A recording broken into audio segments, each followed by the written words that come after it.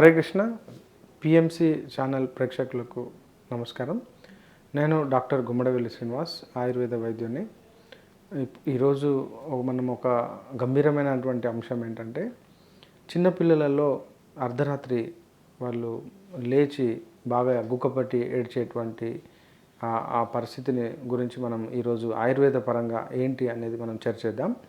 ముఖ్యంగా అప్పుడే పుట్టినటువంటి శిశువులు, నవజాత శిశువుల దగ్గర నుంచి ఒక నెల రోజుల వరకు ఉన్నటువంటి పిల్లలలో వచ్చేటువంటి ఏడుపు మనము కనుక గమనిస్తే, చాలామంది తల్లులు ఏం చేస్తారంటే పడుకోబెట్టి పాలిస్తారనమాట. సో వాళ్ళు పడుకొని, అంటే మామూలుగా డెలివరీ అయినటువంటి మహిళలకు సరిగ్గా నిద్ర ఉండకపోవడం వల్ల వాళ్ళు ఏం చేస్తారంటే పడుకోబెట్టే పాలిస్తారు.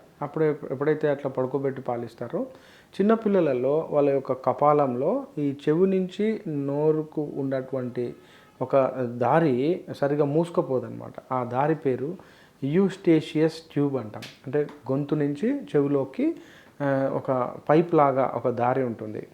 సో ఇది చిన్నపిల్లలలో, అప్పుడే పుట్టినటువంటి పిల్లలలో మూసుకుపోదు. కాబట్టి పడుకోబెట్టి పాలిచ్చినటువంటి ఆ శిశువులకు ఈ పాలు చెవిలోకి వెళ్ళిపోతాయి అన్నమాట.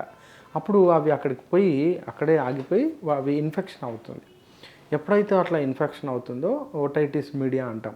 సో వెంటనే ఆ పిల్లలు బాగా ఏడుస్తారు. ఎందుకు ఏడుస్తున్నారో అర్థం కాదనమాట. సో బయట నుంచి చెవు అది మనం ముట్టుకుంటే చాలా తక్కువ మంది చెవు ముట్టుకున్నప్పుడే ఏడుస్తారు.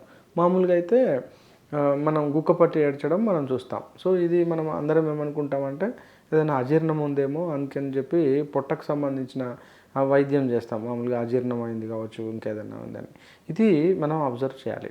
రెండోది ఏంటంటే, పూర్వకాలంలో మనకు చాలా అంటే ఉమ్మడి కుటుంబాలు, బామ్మ లేకుంటే అమ్మమ్మ లేదా ఎక్స్పర్ట్ ఉన్నటువంటి మహిళలు ఉండేది, పెద్దవాళ్ళు, ఆడవాళ్ళు, వాళ్ళు గుర్తుపడతారనమాట ఈ విషయము. ఇప్పుడు మనము ఆ విషయం కాకుండా ఒకవేళ నిజంగా పొట్ట నొప్పి అయిందనుకోండి, అప్పుడు ఏం చేసుకోవచ్చు? ముఖ్యంగా మనము తల్లిని చాలా పథ్యం చేయించాలి. పచ్చిమిర్చి లాంటి స్పైసెస్ వాళ్ళు తినకుండా చూడాలి. పచ్చిమిర్చి కావచ్చు, లేకుంటే కారము, మసాలా, పచ్చళ్ళు, ఇలాంటి స్పైస్ ఉన్నటువంటి ఆహార పదార్థాలు తల్లులు తీసుకుంటే పిల్లలకు కూడా ఆ పాల ద్వారా ఆ స్పైస్ అంది వాళ్ళకు వేడి చేస్తుంది అనమాట. అప్పుడు పిల్లలలో కడుపు నొప్పి రావడం మనం చూస్తాం. బాగా కడుపు నొప్పి, గ్యాస్, బెల్చింగ్, వాళ్ళకు కూడా అజీర్ణం రావడం, దాంతో పిల్లలు అర్ధరాత్రి లేచి బాగా ఏడవడం స్టార్ట్ చేస్తారు. ఇది కాకుండా ఇంకా ముఖ్యంగా పెద్ద పిల్లలు అయితే, కొంచెం అప్పుడే ఆహారం తీసుకునేటువంటి పిల్లలు ఉన్నారనుకోండి, ఉగ్గు కానీ అది అందులో వాళ్ళు ఏం చేస్తారంటే ఎక్కువగా నెయ్యి ఎక్కువగా కలిపి ఇవ్వడం వల్ల కూడా పిల్లలకు అజీర్ణం రావడానికి అవకాశం ఉంది. కొంతమంది ఉగ్గు తినిపించినప్పుడు ఆయిల్ కలిపి ఇవ్వడం, లేకుంటే నెయ్యి కలపడం, హై ప్రోటీన్ డైట్ కూడా ఇస్తారు కొంతమంది. ఆ ప్రోటీన్ కూడా పిల్లలకు జీర్ణం కాకపోవడం వల్ల కూడా అజీర్ణం వచ్చేస్తుంది. ఇది మనం తెలుసుకోవాలి. ఇక్కడ ఏంటంటే, మనము పిల్లలకు ఎలాంటి వైద్యం మనం ఆ రాత్రి చేయాల్సి ఉంటుంది. సపోజ్ ఇప్పుడు నేను చెప్పాను చూసారా, 0 నుంచి నెల రోజుల లోపు ఉన్నటువంటి శిశువులు, అంటే నవజాత శిశువులకు వచ్చేటువంటి ఏడుపు, అంటే అర్ధరాత్రి లేచి ఏడ్చినప్పుడు మనం ఏం చేయాలంటే, అతన్ని మనం చాలా జాగ్రత్తగా బేబీని మనము భుజం మీద వేసుకొని మనం లాలించి చూడాలి. అసలు ఇది పొట్ట నుంచి వచ్చినటువంటి నొప్పి, చెవు నుంచి వచ్చినటువంటి నొప్పి మనం తెలుసుకోవాలి. ఒకవేళ చెవు నుంచి వచ్చినటువంటి నొప్పి అనుకోండి, మనం చెవిలో ఎటువంటి ఆయిల్ కానీ, లేకుంటే వేడి చేసినటువంటి నువ్వుల నూనె కానీ ఇట్లా మనం చిట్కాలు అది చేయడానికి లేదనమాట. ఎందుకంటే మళ్ళీ నూనె వెళ్తే అది మళ్ళీ ఇన్ఫెక్ట్ అయ్యి మళ్ళీ బయటకు రాదు. మనం అప్పుడు ఏం చేయాల్సి వస్తుందంటే, ఈ పడుకోబెట్టి పాలు ఇచ్చేటువంటి పద్ధతిని ఆపాలి. వీలైనంత వరకు ఆ చెవును డ్రైగా చేయడానికి మనం ప్రయత్నం చేయాలి. ఆ రాత్రి మనము అతనికి ఇవ్వాల్సింది ఏంటంటే, మనము జీలకర్ర, వాము ఇలాంటి పదార్థాలు మనకు కిచెన్లో దొరుకుతాయి కదా, వీటి నుంచి మనం ఒక స్పూను జీలకర్ర, ఒక స్పూను వాము మరియు ఒక స్పూను సోంపు, వీటిని మూడింటిని పౌడర్ చేసి వాటిని డికాక్షన్ లాగా ఒక స్పూను వేసి ఒక కప్లో నీళ్ళలో మనం మరిగించుకున్నాక ఫిల్టర్ చేయాలి. బాగా మంచిగా నీట్గా ఫిల్టర్ చేసినాక దాన్ని చల్లార్చాలి. ఆ చల్లార్చినటువంటి ద్రావణాన్ని మనము పిల్లాడికి తాగిపించాలన్నమాట. చెవిలో ఏమీ వేయకూడదు, నూనె కానీ ఏం వస్తువులు కానీ మనం ఏమి పదార్థాలు వేయకూడదు రాత్రి కాబట్టి. సో ఇక్కడ మనం చేయాల్సింది ఏంటంటే, ఈ యొక్క జీలకర్ర మరియు సోంపు మరియు వాము ఈ మూడింటి యొక్క డికాక్షన్ను మనము ప్రతి హాఫ్ అన్ అవర్కి ఒకసారి ఒక్కొక్క సగం సగం చెంచా చొప్పున నవజాత శిశువుకైతే అంటే 0 నుంచి నెలలోపు ఉన్న పిల్లలకు మనం అది తాకిపిస్తే మ్యాక్సిమం దాదాపుగా తగ్గిపోతుంది ఆ పెయిన్. ఎందుకంటే ఇవి పెయిన్ కిల్లర్గా కూడా పనిచేస్తాయి. ఎందుకంటే ఏది సోంపు ఇవి పెయిన్ కిల్లర్గా కూడా పనిచేస్తాయి. ఇలా కాకుండా ఒకవేళ ఇండైజెషన్ వచ్చి కనుక నొప్పి ఉందనుకోండి, అప్పుడు మనం ఇచ్చేటువంటి డికాక్షన్ చాలా బాగా పనిచేస్తుంది. ఇక పెద్ద పిల్లలు అయితే అంటే నెల దాటిన పిల్లలు, నెల తర్వాత అంటే 2వ నెల 3వ నెల అట్లా 1 ఇయర్ వరకు ఉన్నటువంటి పిల్లలు అయితే మనము ఇక్కడ చెవిలో మనము ఎట్టి పరిస్థితుల్లో ఏమి వేయడానికి వీల్లేదు. ఎందుకంటే చెవిలో ఏమన్నా వేస్తే మాత్రం అది మళ్ళీ ఫారిన్ బాడీగా మారిపోది, మళ్ళీ చెవిలో ఇన్ఫెక్ట్ కావడానికి అవకాశం ఉంది. కానీ గుర్తుపట్టాలి, మనం చెవి నుంచి వచ్చిందా పొట్ట నుంచి వచ్చిందా. పొట్ట నుంచి వచ్చింది అయితే మరి మలబద్ధకం ఏమన్నా ఉందా, లేదా మల విసర్జన ఎక్కువగా పోతున్నాడా అబ్జర్వ్ చేయాలి. మల విసర్జన ఎక్కువగా పోయేటువంటి పిల్లలు అయితేనేమో వాళ్ళకు ఆ విసర్జన ఎక్కువ వెళ్తున్నాడు మరియు ఆకుపచ్చగా వెళ్తున్నాడంటే అది బ్యాక్టీరియల్ ఇన్ఫెక్షన్, క్లైబ్సిలియా ఇన్ఫెక్షన్ అంటాము. అలాంటి ఇన్ఫెక్షన్ ఉంటేనేమో తల్లిని కంట్రోల్ చేయాల్సి ఉంటుంది. ఆ తల్లికి టమాటో కానీ లేకపోతే పెరుగు ఇవ్వడము, ఇంకా స్పైస్ అంటే పచ్చిమిర్చి, కారము, మసాలా ఇవన్నీ వాళ్ళు తీసుకుంటున్నారని మనకు అర్థం. సో మనం ఇప్పుడు ఇక్కడ పెద్ద పిల్లలు అయితే వాళ్ళు విరేచనం ఎక్కువ అయినప్పుడు కూడా నొప్పి వస్తుంది. కాబట్టి వాళ్ళకు బ్యాక్టీరియల్ ఇన్ఫెక్షన్ అవుతున్నట్టుగా మనం గమనించాలి. మల విసర్జన జరుగుతుంది, స్మెల్ వస్తుంది, బాగా ఫాటింగ్ అంటే అపాన వాయువులు కూడా పిల్లాడు పాప బయటికి వదులుతుంది. ఇలాంటివి మనం అబ్జర్వ్ చేసి దుర్వాసన వస్తుంది అనమాట వాళ్ళ మల విసర్జన కూడా.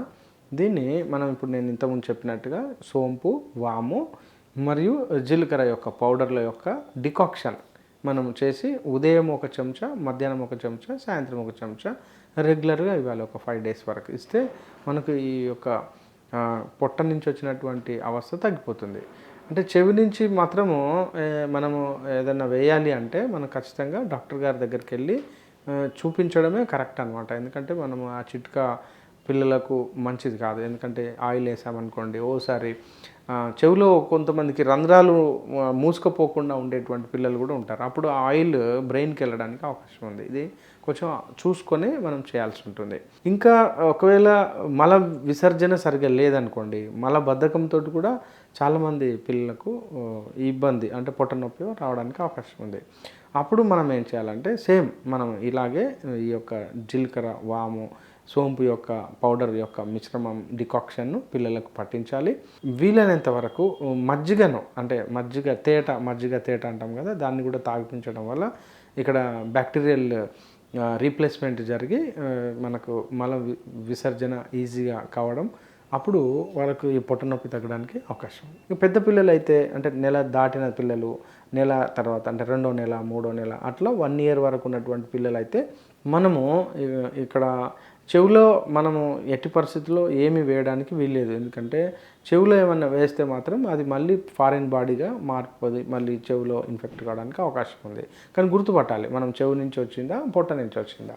పొట్ట నుంచి వచ్చింది అయితే మరి మలబద్ధకం ఏమన్నా ఉందా, లేదా మల విసర్జన ఎక్కువగా పోతున్నాడా అబ్జర్వ్ చేయాలి. మల విసర్జన ఎక్కువగా పోయేటువంటి పిల్లలు అయితేనేమో వాళ్ళకు ఆ విసర్జన ఎక్కువ వెళ్తున్నాడు మరియు ఆకుపచ్చగా వెళ్తున్నాడంటే అది బ్యాక్టీరియల్ ఇన్ఫెక్షన్, క్లైబ్సిలియా ఇన్ఫెక్షన్ అంటాము.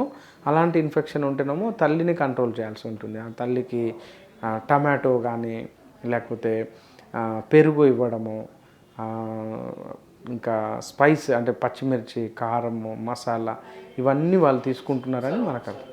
సో మనం ఇప్పుడు ఇక్కడ పెద్ద పిల్లలు అయితే వాళ్ళు విరేచనం ఎక్కువ అయినప్పుడు కూడా నొప్పి వస్తుంది. కాబట్టి వాళ్ళకు బ్యాక్టీరియల్ ఇన్ఫెక్షన్ అవుతున్నట్టుగా మనం గమనించాలి. మల విసర్జన జరుగుతుంది, స్మెల్ వస్తుంది, బాగా ఫాటింగ్ అంటే అపాన వాయువులు కూడా పిల్లాడు పాప బయటికి వదులుతుంది. ఇలాంటివి మనం అబ్జర్వ్ చేసి దుర్వాసన వస్తుంది అనమాట వాళ్ళ మల విసర్జన కూడా. దీన్ని మనం ఇప్పుడు నేను ఇంతకుముందు చెప్పినట్టుగా సోంపు, వాము మరియు జీలకర్ర యొక్క పౌడర్ల యొక్క డికాక్షన్ మనం చేసి ఉదయం 1 చెంచా, మధ్యాహ్నం 1 చెంచా, సాయంత్రం 1 చెంచా రెగ్యులర్గా ఇవ్వాలి. ఒక 5 days వరకు ఇస్తే మనకు ఈ యొక్క పొట్ట నుంచి వచ్చినటువంటి అవస్థ తగ్గిపోతుంది. అంటే చెవి నుంచి మాత్రము మనము ఏదైనా వేయాలి అంటే మనం ఖచ్చితంగా డాక్టర్ గారి దగ్గరికి వెళ్ళి చూపించడమే కరెక్ట్ అనమాట. ఎందుకంటే మనము ఆ చిట్కా పిల్లలకు మంచిది కాదు. ఎందుకంటే ఆయిల్ వేసామనుకోండి ఓసారి చెవిలో కొంతమందికి రంధ్రాలు మూసుకుపోకుండా ఉండేటువంటి పిల్లలు కూడా ఉంటారు. అప్పుడు ఆ ఆయిల్ బ్రెయిన్కి వెళ్ళడానికి అవకాశం ఉంది. ఇది కొంచెం చూసుకొని మనం చేయాల్సి ఉంటుంది. ఇంకా ఒకవేళ మల విసర్జన సరిగ్గా లేదనుకోండి, మల బద్ధకంతో కూడా చాలామంది పిల్లలకు ఈ ఇబ్బంది అంటే పొట్ట నొప్పి రావడానికి అవకాశం ఉంది. అప్పుడు మనం ఏం చేయాలంటే సేమ్ మనం ఇలాగే ఈ యొక్క జీలకర్ర, వాము, సోంపు యొక్క పౌడర్ యొక్క మిశ్రమం డికాక్షన్ను పిల్లలకు పట్టించాలి. వీలైనంత వరకు మజ్జిగను అంటే మజ్జిగ తేట అంటాం కదా, దాన్ని కూడా తాగిపించడం వల్ల ఇక్కడ బ్యాక్టీరియల్ రీప్లేస్మెంట్ జరిగి మనకు మల విసర్జన ఈజీగా కావడం, అప్పుడు వాళ్ళకు ఈ పొట్ట నొప్పి తగ్గడానికి అవకాశం ఉంది.